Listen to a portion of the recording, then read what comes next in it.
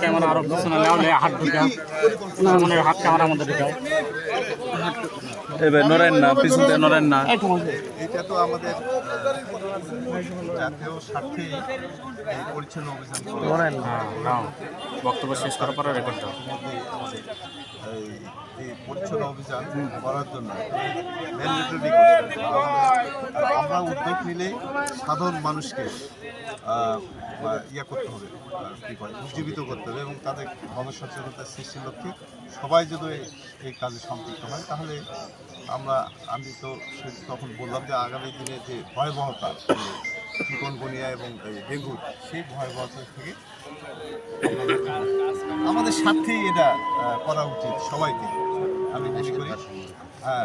আমি মনে করি যে এটা না করলে যেমন হলো পরিবেশ দূষণ রোধ করা কঠিন, যেমন পরিবেশ পরিচ্ছন্ন করারও কঠিন ব্যাপার। আমি মনে করি যে এর পরবর্তীতে আমরা নওগাঁর যে নদীর যে অবস্থা সৃষ্টি হয়েছে পরিবেশ দূষণে, সেখান থেকে আমরা এই নদীকে আমরা মুক্ত করতে চাই। এর পরবর্তীতে আমরা মনে করি যে গোটা নওগাঁয় প্রত্যেকটি এলাকায় মানুষকে নিয়ে আমরা গণসচেতনতা সৃষ্টি করব, যাতে করে মানুষ যেন এই ময়লা আবর্জনা পরিত্যক্ত যে নির্দিষ্ট জায়গায় তারা যেন ফেলে। তাহলে তারা প্রতিদিনই হয়তো নির্দিষ্ট জায়গায় রাখলে তারা এগুলো পরিষ্কার করতে অপসারণ করতে আমাদের খুব একটা ব্যক্তি, তাহলে আমার মনে হয় এই পরিবেশটা আমরা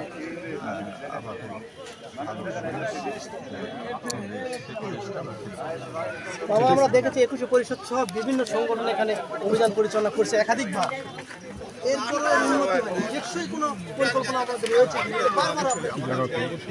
আমাদের সরকারের যে পরিকল্পনা সারা বাংলাদেশে, এটা শুধু নওগাঁ না, সারা বাংলাদেশে পরিকল্পনা যে এটা কীভাবে এখান থেকে আমরা পরিত্রাণ পাই, এইটা মূলত কিন্তু গণসচেতনতা সৃষ্টির মাধ্যমে কিন্তু এইটা সম্ভব। তাছাড়া কিন্তু সম্ভব না।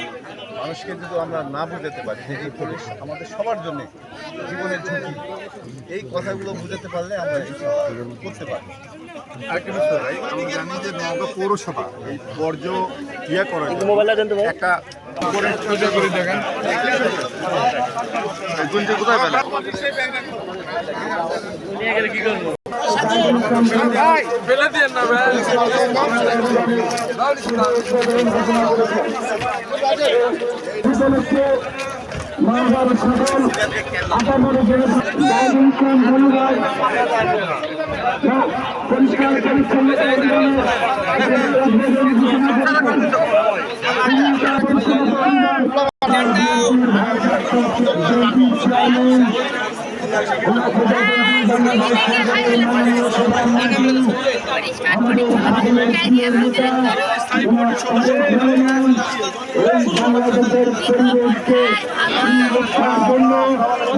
পরিবেশ দূষণ করার চেষ্টা করব না। আমরা নওগাঁবাসীকে বিনীতভাবে অনুরোধ জানাই, আপনারা নির্দিষ্ট স্থানে বা ময়লা ফেলার নির্দিষ্ট স্থানে দয়া করে আপনারা ফেলবেন, পরিবেশ দূষণ করবেন না। এই সারা বাংলাদেশের মানুষকে সুস্বাস্থ্য নিশ্চিত করার করার লক্ষ্যে আজকে আমাদের মাননীয় প্রধানমন্ত্রী জনাব তারেক রহমান পরিবেশের ভারসাম্য রক্ষার জন্য আজকে পরিবেশ নিয়ে বিভিন্ন কাজকর্ম শুরু হয়েছে। আজকে পরিবেশের ভারসাম্য রক্ষার জন্য আমরা এই 5 বছরে সারা বাংলাদেশে প্রায় 25 কোটি বৃক্ষরোপণ করব পরিবেশের ভারসাম্য রক্ষার্থে।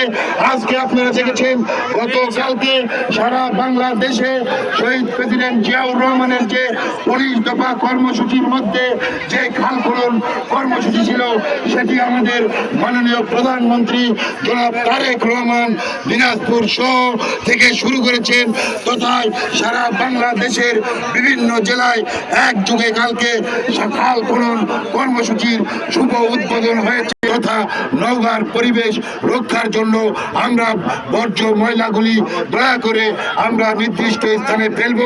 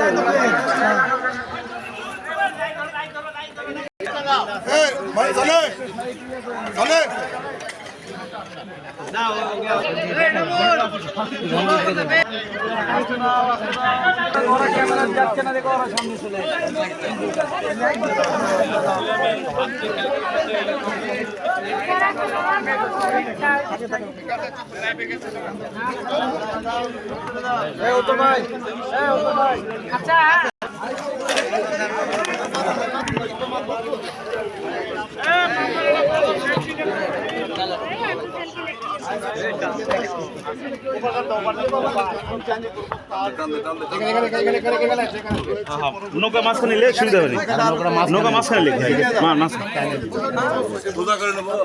না হ্যাঁ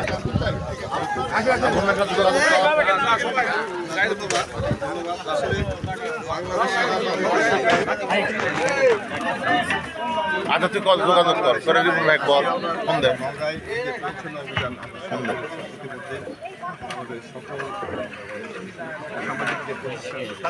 সেগুলো আজকে এই অভিযানে সবাই এখানে উপস্থিত আছে।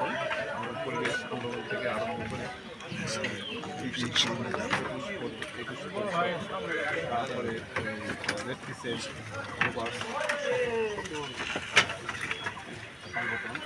আজকে কর্মসূচিতে অংশ করছে। আমরা মনে করি যে আমরা এই পরিবেশ না বাঁচাতে পারলে আমাদের যেটা জাতি ধ্বংসের ধাপ আনতে চলবে। কারণ পরিবেশ যদি না ঠিক না হয় তাহলে মানুষ যেমন হলো জীবনযাত্রা কঠিন হয়ে যাবে, নিঃশ্বাস প্রশ্বাসে কষ্ট হবে, বিভিন্ন রোগ বালা দেখা দিবে। তার পাশাপাশি আবার এই পরিচ্ছন্ন অভিযান না করলে আজকে এই হয়তো আগামী এপ্রিলের দিক থেকে যে প্রকট আকার ধারণ করে যেটা ডেঙ্গু এবং চিকনগুনি সেটি থেকে আমার রক্ষার আমরা এই প্রতি সপ্তাহে এই পরিচ্ছন্ন অভিযান আমরা গোটা নদী জায়গাতে বলেন অব্যাহত রাখবো। প্রতি সপ্তাহে এই পরিচ্ছন্ন অব্যাহত যাতে করে নওগাঁ একটা ক্লিন নওগাঁ শহর থেকে নওগাঁ শুরু আমরা করতে চাই, যেখানে মুক্ত হাওয়া মুক্তদের মানুষ বসবাস করবে। এবং আমি মনে করি এই যে বর্জ্য যে আজকে যে আমরা পরিচ্ছন্ন অভিযান করছি, এই যে বর্জ্য এগুলো দিয়ে কিন্তু আমরা কাজে লাগাতে পারো। আগামীতে এখান থেকে আমাদের বিজ্ঞানীরা যেটা উদ্ভাবন করেছে এখান থেকে আমরা বিদ্যুৎ উৎপাদন করতে হবে। এবং শুধু তাই না, এগুলো দিয়ে আমরা হলো গ্যাস, তারপর হলো যে জৈব সার, এই বর্জ্য থেকেই কিন্তু এটা বর্তমান আমাদের ইয়ারা উদ্ভাবন করেছেন। এখান থেকে আমরা এই জিনিসগুলো পাবো। তাহলে দুটি জিনিস আমরা আমাদের জীবন রক্ষার জন্য এটা করা প্রয়োজন, এই পরিবেশ ক্লিন করার পাশাপাশি এই জিনিসগুলো আমরা জাতির জন্য, মানুষের জন্য আমরা যেন ব্যবহার করতে পারি, যেমন ওই বিদ্যুৎ বা জৈব সার অথবা গ্যাস, যেগুলো আমরা পরিবেশটা পরিবেশের যে ভারসাম্য সারা বাংলাদেশে এই রক্ষার জন্য কিন্তু আমরা ইতিমধ্যেই যে কর্মসূচি নিয়েছে আমাদের বাংলাদেশের প্রধানমন্ত্রী জনাব তারেক রহমান ইতিমধ্যেই বাংলাদেশে প্রায় 20 কোটি 25 কোটি হলো গাছ লাগানোর যে কর্মসূচি নিয়েছে। শুধু তাই না, এই যে সারা বাংলাদেশে যে আমাদের যে খালগুলি নদীগুলি হয়ে গেছে, ভরাট হয়ে গেছে, এখান থেকে পরিত্রাণের জন্য আমাদের যে কর্মসূচি সেটি হলো আগামীতে 20,000 কিলোমিটার আমরা এই খাল এবং নদীকে খনন করব, যাতে করে এই বাংলাদেশে সারা বাংলাদেশের যে পরিবেশ সেই পরিবেশটা মুক্তভাবে আমরা যেন বসবাস করতে পারি এবং এই রোগবালা থেকে আমরা যেন মুক্ত থাকতে পারি। আমাদের আরেকটি নদী আছে পাশে তুলসীগঙ্গা নদী বলে, এই নদী নিয়ে আপনার কোনো পরিকল্পনা আছে? অবশ্যই আছে, একেবারেই ভরাট হয়ে গেছে। অবশ্যই আছে। আমরা ইতিমধ্যে আমি ওই পানি উন্নয়ন বোর্ডের কর্মকর্তাদেরকে বলেছি যে এই খালটি অর্থাৎ তুলসীগঙ্গা নদী এই নদীটি খনন করার জন্য এবং নদীর এই উত্তর সাইডে একটি সুইচ গেট নির্মাণ করলে যাতে করে এই যে বর্ষা মৌসুমে বা সব সময় যেন পানি অনায়াসে এদিক দিয়ে বের হয়ে আবার এই যমুনায় যেন ওইখানে একটা সুইচ গেট আছে মিলিত হয়। হ্যাঁ, এইটা ইতিমধ্যেই তারা একটা প্রকল্প হাতে নিয়েছে।